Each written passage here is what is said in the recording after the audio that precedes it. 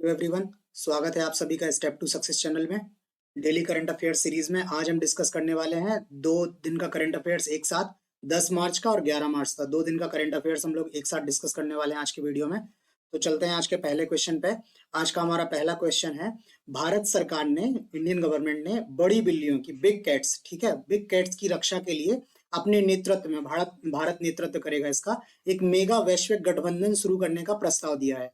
इसके अंतर्गत कितनी धनराशि के साथ 5 वर्षों में समर्थन करने का आश्वासन दिया गया है। ठीक है, तो कितनी राशि इसमें प्रपोज हुई है, ठीक है, उसके बारे में ये क्वेश्चन है।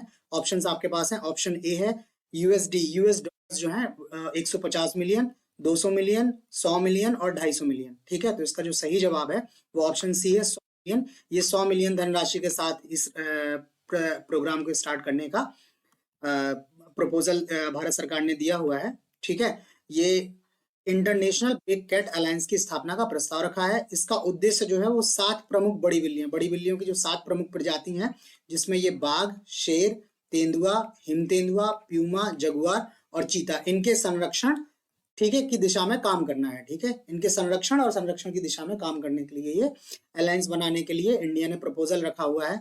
ये सारे जो हैं वो ये कैट फैमिली से आते हैं, ये सारे, इसमें कुछ भारत में भी पाए जाते हैं, कुछ भारत में नहीं पाए जाते हैं। इस गठबंधन की जो सदस्यता है वो 97 रेंज देशों के लिए खुली होगी। 97 वो देश जिनमें इसमें से किसी प्रजाति का या एक से अधिक प्रजाति के ये पेट्स पाई जाती हैं, वो सारे देश इस गठबंधन के जो हैं वो सदस्य बन सकते हैं। ठीक है, वही प्राकृतिक आवास है। ठीक, गठबंधन जो है वो पिछले साल नामीबिया से भारत ने कुछ चीते मंगाए हुए थे। भारत में चीते खत्म हो गए थे, तो दोबारा भारत ने चीते मंगाए थे। नामीबिया से एक एग्रीमेंट किया हुआ था और इन चीतों को मध्य प्रदेश के कूनो नेशनल पार्क में पुनर्स्थापित किया हुआ है।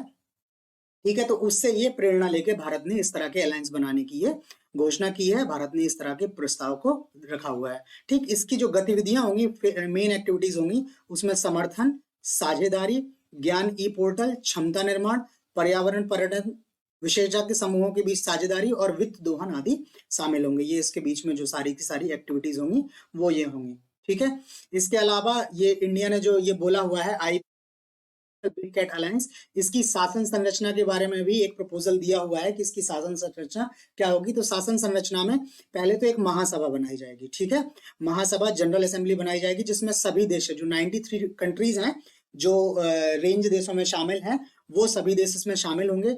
इस महासभा के बाद एक परिषद बनाई जाएगी। परिषद में कम से कम 7 सदस्य होंगे और 15 से अधिक सदस्य नहीं होंगे। और इन सदस्यों का जो चुनाव होगा वो महासभा द्वारा किया जाएगा 5 वर्ष की अवधि के लिए। इस परिषद के अलावा इसका एक सचिवालय होगा और एक महासचिव इसमें नियुक्त होंगे, जो IBCA के महासचिव कहे जाएंगे।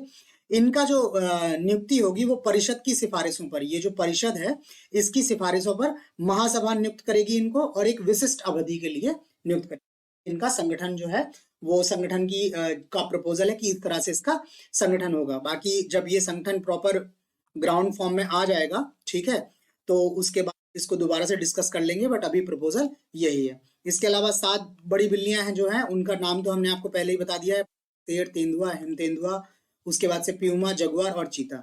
इन 7 में से 5 जो है वो भारत में पाए जाते हैं। भारत में कौन कौन पाए जाते हैं? बाघ पाया जाता है, शेर पाया जाता है, तेंदुआ पाया जाता है, हिम तेंदुआ पाया जाता है और चीता पाया जाता है। चीता पहले भारत में होता था, बट चीता फिर भारत से खत्म हो गया। तो अभी भारत ने नामीबिया से एग्रीमेंट किया हुआ था, वहां से चीते मंगाए गए हैं। उसके बाद एक देश से और चीते मंगाए गए हैं।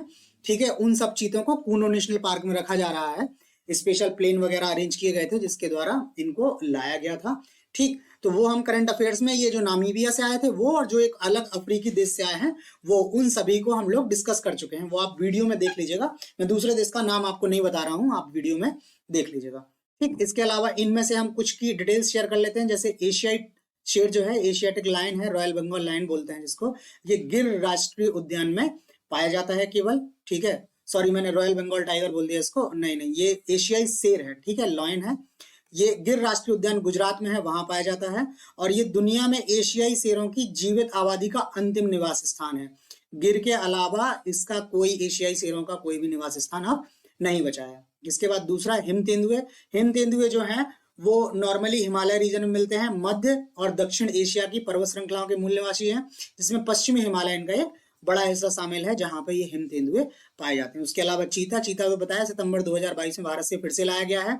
8 चीतों को नामीबिया से आयात किया गया था और इनको कूनो नेशनल पार्क में छोड़ा गया है। बाकी एक देश और है अफ्रीका का, जिसका मैं जानबूझ के आपको नाम नहीं बता रहा हूँ, वो आप वीडियो में देख लीजिएगा, पुराने वीडियो में किसी में मिल जाएगा आपको।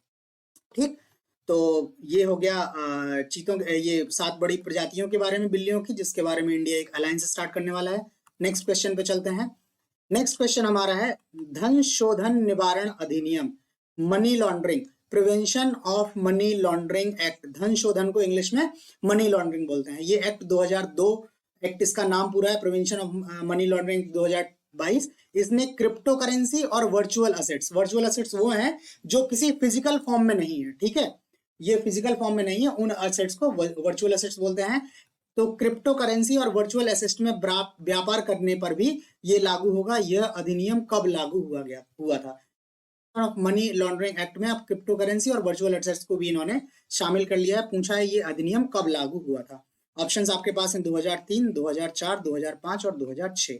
तो इसका जो सही जवाब है वो है 2005। ये अधिनियम वर्ष 2005 में लागू हुआ था। 2002 इसमें लिखा हुआ है, 2002 में इसका ड्राफ्ट आया था और ये 2005 में लागू हुआ है। ठीक है, तो अब ये क्रिप्टो करेंसी और वर्चुअल एसेट्स के ट्रेड पे भी ये लागू होने वाला है। ठीक, जिसमें क्या होगा, वर्चुअल डिजिटल एसेट्स जिनको वीडीए बोलते हैं, कि एक या एक से अधिक रूपों के बीच आदान प्रदान और हस्तांतरण। ठीक है, या तो इसका वो हो आदान प्रदान हो, हस्तांतरण हो, ठीक है, तो इसको धन शोधन अधिनियम मनी लॉन्ड्रिंग के तहत कवर किया जाएगा। ठीक, इसके अलावा बिक्री से जुड़ी वित्तीय सेवाओं में भाग लेना भी धन शोधन कानून के अधीन आएगा।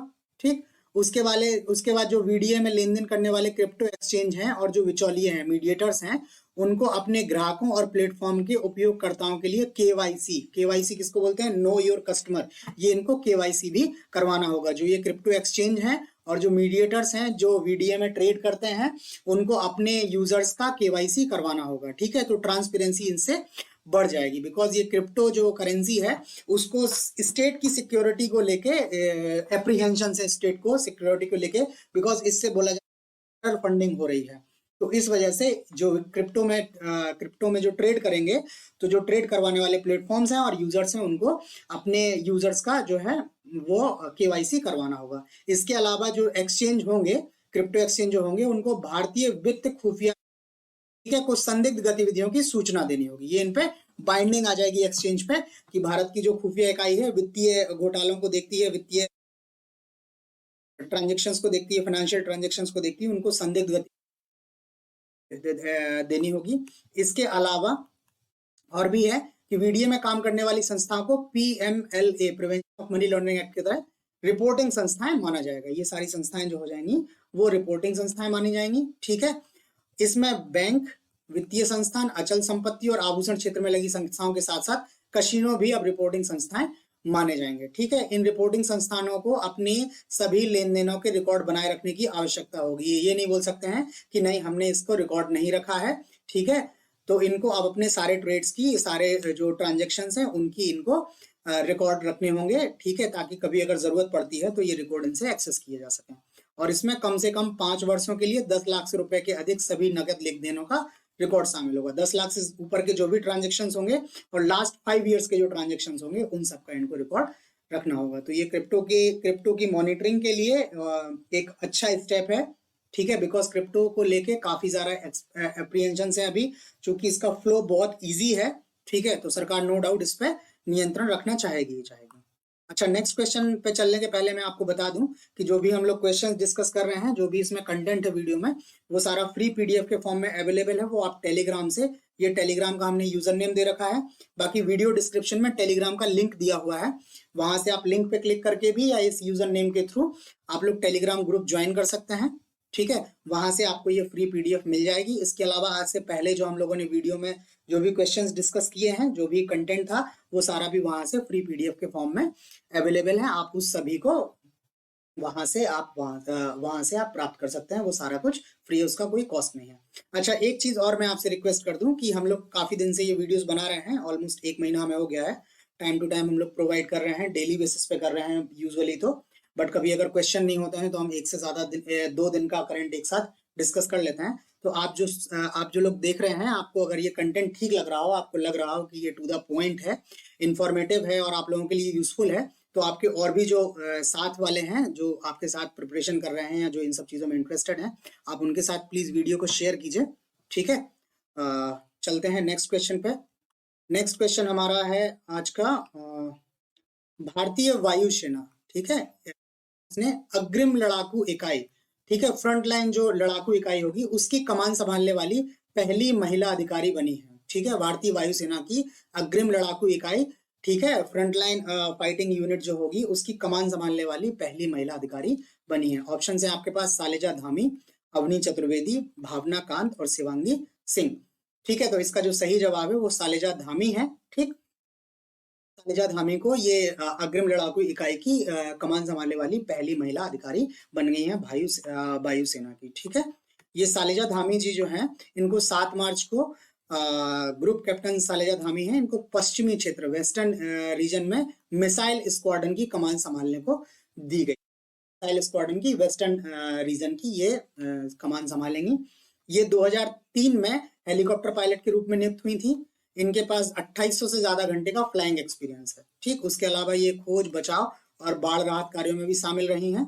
ठीक है, तो मेन तो इनका नाम इंपॉर्टेंट है कि ये क्या नाम है इनका, उसके बाद से किस रीजन में और कौन सा स्क्वाड्रन या किस यूनिट की ये कमान संभालेंगे। ठीक, उसके अलावा जो ऑप्शंस में 4 लोगों के नाम और दिए हैं वो लोग भी वायुसेना से ही संबंधित हैं।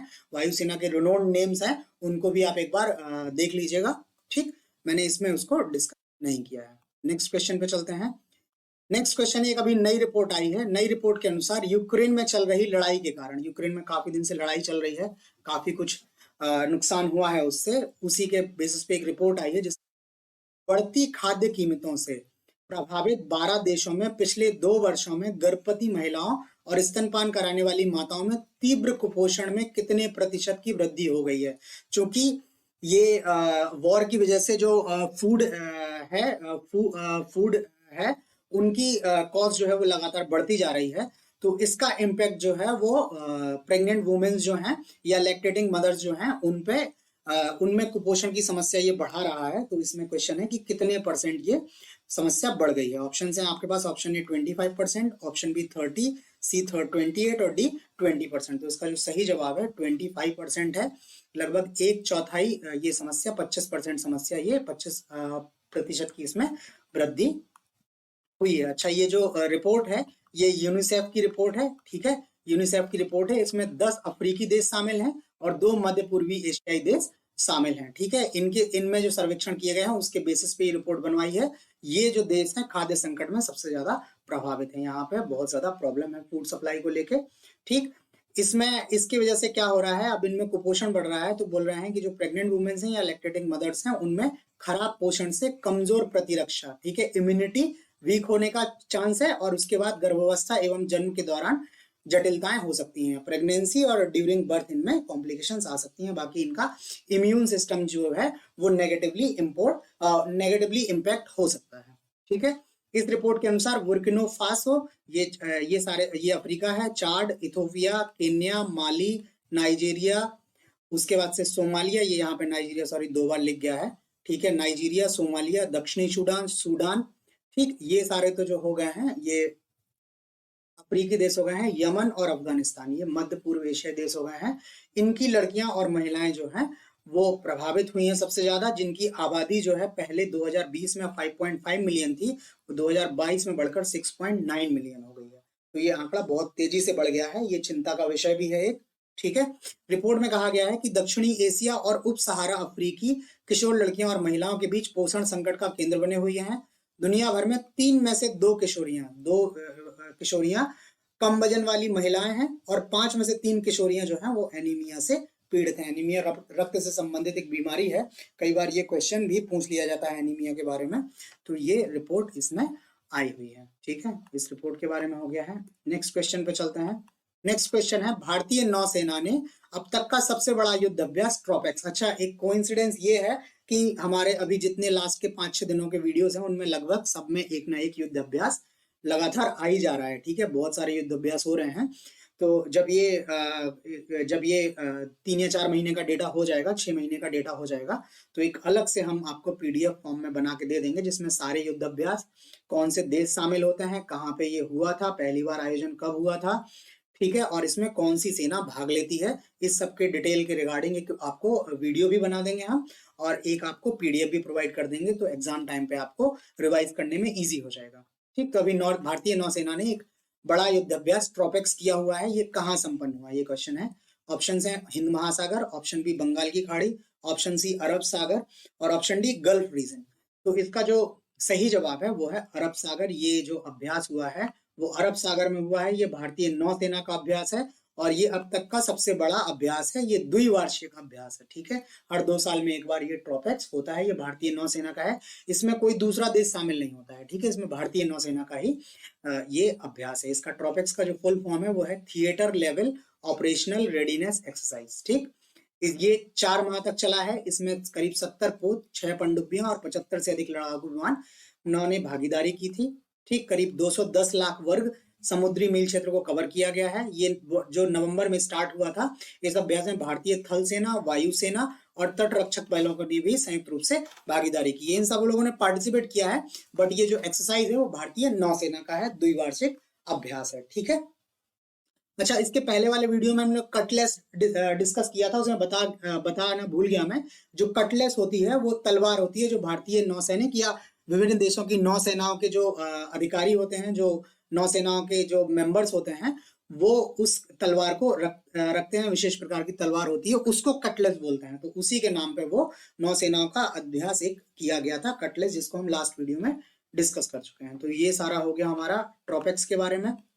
नेक्स्ट क्वेश्चन पे चलते हैं। नेक्स्ट क्वेश्चन है संघाई सहयोग संगठन, एससीओ, संघाई कोऑपरेशन ऑर्गेनाइजेशन के सदस्य देशों के सर्वोच्च न्यायालय के मुख्य न्यायाधीशों, चीफ जस्टिस जो हैं, मेंबर कंट्रीज के, ठीक है, उनकी 18वीं बैठक का आयोजन होगा। किस डेट से किस डेट के बीच में ये 18वीं बैठक का आयोजन होना है? ऑप्शंस में आपके पास हैं। ऑप्शन ए 10 से 12 मार्च, 9 से 11 मार्च, 8 से 10 मार्च और 11 से 13 मार्च। तो इसका जो सही जवाब है वो ऑप्शन ए है, 10 से 12 मार्च। ये बैठक जो है वो 10 से 12 मार्च तक हो रही है। इसकी मेजबानी जो करने वाला, ये जो संघाई फाइव के सुप्रीम कोर्ट के जजेस की मेजबानी करने वाला है वो भारत का सुप्रीम कोर्ट करने वाला है। ये 3 दिवसीय आयोजन है, ठीक है, भारत का सुप्रीम कोर्ट इसकी मेजबानी करने वाला है। और इसके अलावा ये जो बैठक है, इस तरह की पहली बैठक संघाई में 22 सितंबर 2006 को हुई थी। इसके अलावा भी संघाई के जो मेंबर्स हैं, फॉरेन वाले हैं, सिक्योरिटी वाले हैं, उनकी भी अलग अलग तरह की बैठकें होती रहती हैं। तो लीजिएगा, एससीओ को पढ़ लीजिएगा। एससीओ एक इंपॉर्टेंट ऑर्गेनाइजेशन है। इससे डायरेक्ट क्वेश्चंस भी आ सकते हैं, डिटेल क्वेश्चंस भी आ सकते हैं, स्टेट क्वेश्चंस भी आ सकते हैं कि मेंबर स्टेट्स क्या हैं क्या नहीं है, इस तरह के क्वेश्चंस आ सकते हैं। तो आप पढ़ लीजिएगा। फिर भी यहाँ पे एचसीआई, संघाई, एससीओ को हमने ब्रीफ में डिस्कस किया है। तो एससीओ जो है वो एससीओ बनने से पहले एक संघाई 5 का गठन हुआ था 1996 में, जिसमें 5 देश थे। 5 से नाम ही समझ में आ रहा होगा, कजाकिस्तान, किर्गिस्तान, चीन, रूस और ताजिकिस्तान। ये 4 देश हैं, ताजिकिस्तान, रूस, किर्गिस्तान और कजाकिस्तान। ये उस टाइम जो सोवियत यूनियन होता था उसके सोवियत यूनियन के पार्ट थे, अब अलग अलग स्टेट हैं। तो ये लोग और उसके बाद से चीन, इन 5 लोगों ने ये गठन किया था शंघाई में। तो उसका नाम रखा गया था संघाई 1996 में। उसके बाद 2001 में उज्बेकिस्तान ने भी अपनी इच्छा जाहिर की कि वो भी इस संगठन का जो है हिस्सा बनने वाला है। तो 2001 में जब उज्बेकिस्तान इसमें शामिल हो गया तो इसका नाम संघाई 5 बदलकर इसका नाम एससीओ रख दिया गया। ठीक, उसके बाद वर्ष 2017 में भारत को और पाकिस्तान को भी इसमें मेंबर बना लिया गया है। ठीक, उसके अलावा अभी तो ये संघाई जो 5 हो गया है, अब ये टोटल 8 स्टेट हो गए हैं। नाम है एससीओ। एससीओ में टोटल मेंबर स्टेट जो है 8 हो गए हैं। इनको भी हमने आगे डिटेल में डिस्कस किया है। तो ये हमने लिखे हैं। इसमें सदस्य देश जो हैं वो भारत, पाकिस्तान, चीन, कजाकिस्तान, किर्गिस्तान, ताजिकिस्तान, उज्बेकिस्तान और रूस, ये 8 इसमें मेंबर स्टेट्स हैं। इसके अलावा कुछ स्टेट्स, कुछ राज्य हैं जिनको दर्जा दिया गया है, वो है अफगानिस्तान, बेलारूस, मंगोलिया और ईरान। उसके बाद कुछ संवाद भागीदार देश भी हैं जिनको डायलॉग पार्टनर्स बोलते हैं। उसमें अर्मेनिया, अजरबैजान, कंबोडिया, नेपाल, तुर्की और श्रीलंका। मेन इंपॉर्टेंट आपके लिए ये वाला है, जो ये स्टेट हैं, जो इनके मेंबर स्टेट्स हैं। पूछा जा सकता है, आपको 4 राज्यों के नाम दे दिए जाएं, 4 स्टेट्स के नाम दे दिए जाएं और पूछा जाए आपसे कि ये कौन कौन से इसके मेंबर्स हैं या कौन इसके मेंबर्स नहीं है। ठीक है, तो वो ये इस तरह का क्वेश्चन जा सकता है। बाकी जब इन डेप्थ क्वेश्चन आता है पीसीएस में या आईएएस में, तो उसमें पर्यवेक्षक देश या डायलॉग पार्टनर्स के बारे में भी पूछा जा सकता है। एससीओ मैं फिर से आपको बता दूं, एक इम्पॉर्टेंट ऑर्गेनाइजेशन है, आप लोग इसके बारे में जितना भी डिटेल हो उसको पढ़ लीजिए, ठीक है। बाकी अगर कभी मौका मिला तो हम भी आपको एससीओ के बारे में डिटेल में डिस्कशन कर लेंगे, ठीक। ये हो गया एससीओ के बारे में। चलते हैं हम अपने नेक्स्ट क्वेश्चन पे। नेक्स्ट क्वेश्चन है, अभी 8 मार्च को अंतरराष्ट्रीय महिला दिवस मनाया गया था। उस महिला दिवस के अवसर पर महिलाओं के नेतृत्व वाली 3 सप्ताह तक चलने वाली स्वच्छता अभियान स्वच्छोत्सव का शुभारंभ किसके द्वारा किया गया है? अंतरराष्ट्रीय महिला दिवस को एक 3 सप्ताह तक चलने वाले स्वच्छोत्सव का आरंभ किया गया है, शुभारंभ किया गया है, किसके द्वारा किया गया है? ऑप्शन है आपके पास, option A Narendra Modi, option B Amit Shah, option C Smriti Irani और ऑप्शन डी हरदीप सिंह पुरी, ठीक है। ये मोदी सरकार के सभी लोग मंत्री हैं, ठीक। इसमें ये जो स्वच्छोत्सव किया है वो हरदीप सिंह पुरी जी ने किया हुआ है, केंद्रीय मंत्री हैं ये, ठीक है। इनके द्वारा ये स्वच्छोत्सव का आरंभ किया गया है। ये आवास और शहरी मामलों का मंत्रालय, ministry of housing and urban affairs, ठीक है, इसके जो मंत्री हरदीप सिंह पुरी जी, उनके द्वारा ये स्टार्ट किया गया है, ठीक। इस मिशन का जो है लक्ष्य है वो है स्वच्छताओं में महिलाओं की भागीदारी से आगे बढ़कर महिलाओं के नेतृत्व वाली स्वच्छता को पहचानना और मनाया जा रहा है, ठीक। इसका उत्सव का जो लक्ष्य है वो क्या है? कचरा मुक्त शहरों के मिशन को सफल बनाने में अपना नेतृत्व प्रदान करने वाली सभी क्षेत्र की महिलाओं को ये समर्पित है उत्सव, ठीक। इस उत्सव के दौरान विंस award women icons leading Swachhata awards, ठीक है, जो वुमेन्स आइकन्स लीडिंग स्वच्छता विंस, ये एक अवार्ड की घोषणा भी इसमें की गई है वर्ष 2023 में, कि ये पहला अवार्ड है इस तरह का। ये मतलब नॉमिनेशंस अभी इसके कॉल किए गए हैं, ये अवार्ड्स भी इसमें दिए जाएंगे। इसके अलावा ये 10 मार्च से यात्रा शुरू हो रही है, 30 मार्च तक एक स्वच्छता यात्रा की भी की जा रही है, 10 मार्च से 30 मार्च तक। अच्छा, ये 30 मार्च को जो खत्म हो रही है, उस 30 मार्च को यूनाइटेड नेशन जनरल असेंबली इनके द्वारा international day of zero waste के रूप में घोषित किया गया है। 30 मार्च को, 30 मार्च को ये पूरी हो रही है। तो ये भी आपके लिए एक क्वेश्चन बन सकता है कि international day of zero waste कब मनाया जाता है? 30 मार्च को यूनाइटेड नेशन जनरल असेंबली द्वारा, ठीक। तो ये हो गया स्वच्छोत्सव के बारे में। नेक्स्ट क्वेश्चन पे चलते हैं। नेक्स्ट क्वेश्चन है, एक अभी रिपोर्ट आई है, उसमें 2022 में अंतरिक्ष गतिविधियों में निवेश करने वाले शीर्ष राष्ट्रों की रैंकिंग में भारत किस पायदान पर है? जो राष्ट्र अंतरिक्ष गतिविधियों में इन्वेस्टमेंट कर रहे हैं, कौन कितना पैसा खर्च कर रहा है, उसकी रैंकिंग जारी की गई है वर्ष 2022 के लिए। उसमें भारत का स्थान पूछा है कि भारत उसमें कौन से स्थान पर है। ऑप्शंस आपके पास हैं, ऑप्शन ए 7वां, ऑप्शन बी 8वां, ऑप्शन सी 3रा और ऑप्शन डी 2रा। तो इसका जो सही जवाब है वो है ऑप्शन ए 7वां। भारत इसमें 7वें नंबर पे रहा है इस रैंकिंग में। ये रैंकिंग जो जारी की है वो अंतरिक्ष गतिविधियों के मूल्यांकन करने वाली संस्था है यूरो कंसल्ट द्वारा ये रैंकिंग जारी की गई है, जिसमें भारत को 7वां स्थान मिला है, ठीक है। भारत 7वें पायदान पर है। इसमें अमेरिका जो है वो टॉप पे है, ठीक। बीते वर्ष अमेरिका ने अंतरिक्ष कार्यक्रमों पर अकेले 62 अरब डॉलर खर्च किए, जबकि बाकी दुनिया ने मिलकर 41 अरब डॉलर किए। तो अमेरिका का जो खर्चा है इस पे, स्पेस पे, वो बाकी सारी दुनिया के राष्ट्रों ने जितना खर्चा किया है उससे भी ज्यादा खर्चा अमेरिका उसमें कर रहा है, जिसमें भारत जो है 7वें स्थान पर है, ठीक है। तो इससे स्ट्रेट क्वेश्चन हो सकता है, आपसे पूछ लिया जाए कि यूरो कंसल्ट ने जो रैंकिंग जारी की है उसमें भारत का स्थान क्या है, ठीक। तो भारत 7वें पायदान पे है। भारत धीरे धीरे अपना अंतरिक्ष कार्यक्रमों में निवेश बढ़ाने वाला है। मंगलयान भी हो गया है, अभी गगनयान की भी चर्चा चल रही है, मेंड होने वाला है। तो इस तरह से भारत धीरे धीरे अंतरिक्ष के क्षेत्र में अपने कदम आगे बढ़ा रहा है, प्रगति कर रहा है, ठीक है। तो आज क्वेश्चंस में तो हमारे पास इतना ही है। इसके बाद कुछ वन लाइनर्स हैं इंपॉर्टेंट जो है। एक तो शी जिनपिंग जो है, जो चाइना के अभी भी राष्ट्रपति हैं, प्रेसिडेंट हैं, इनको 3रे कार्यकाल के लिए पुनः यूनानिमसली नॉमिनेट कर लिया गया है, ठीक है। ये जो है वो चीन के राष्ट्रपति फिर से हो गए हैं, थर्ड कार्यकाल के लिए। उसके अलावा नेपाल में भी नए राष्ट्रपति बन गए हैं, रामचंद्र पौडेल, ठीक, ये नेपाल के नए राष्ट्रपति हो गए हैं। और उसके बाद एक अभी योशांग उत्सव चल रहा है, ये मणिपुर से संबंधित है। तो ये उत्सव कई बार आपको मैच करने के लिए आ जाते हैं। 4 उत्सव के नाम दे दिए जाएंगे, 4 स्टेट्स के नाम दे दिए जाएंगे कि कौन सा उत्सव किस स्टेट से संबंधित है। तो इस तरह से ये मणिपुर से योशांग उत्सव संबंधित। तो आज के करंट अफेयर्स के वीडियो में हमारे पास इतना ही है, ठीक। इस वीडियो में हमने जो भी क्वेश्चंस डिस्कस किए, जो भी कंटेंट डिस्कस किए, जो भी आपको डिटेल्स प्रोवाइड की, वो आपको कैसे लगी वो आप हमें इस वीडियो को लाइक करके और कमेंट करके बता सकते हैं। इसके अलावा आपकी कोई क्वेरीज हैं, आपके कोई सजेशंस हैं, वो भी आप हमें कमेंट करके या टेलीग्राम पे आप हमें मैसेज करके बता सकते हैं। हम कोशिश करेंगे कि आपकी सभी क्वेरीज को एड्रेस कर लिया जाए। इसके अलावा अगर आपने अभी तक चैनल को सब्सक्राइब नहीं किया है तो प्लीज चैनल को सब्सक्राइब कर लें, नोटिफिकेशंस भी ऑन कर लें ताकि आपको नए अपडेट के बारे में टाइमली इंफॉर्मेशन मिलती रहे। तो आज के लिए इतना ही, बाकी आपसे कल मिलते हैं नए वीडियो के साथ। तब तक के लिए थैंक यू।